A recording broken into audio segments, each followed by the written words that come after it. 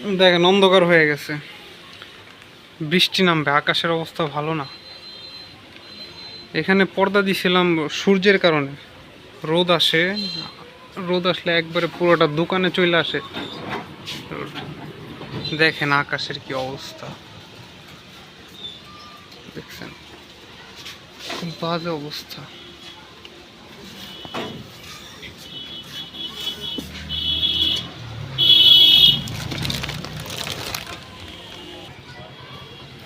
দেখেন আকাশের যে অবস্থা, ঝড়ি আসবে।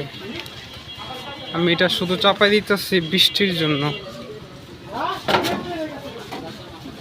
যদি আসে তাহলে আর এটা ভিজবে না। দেখেন আকাশের খুব বাজে অবস্থা।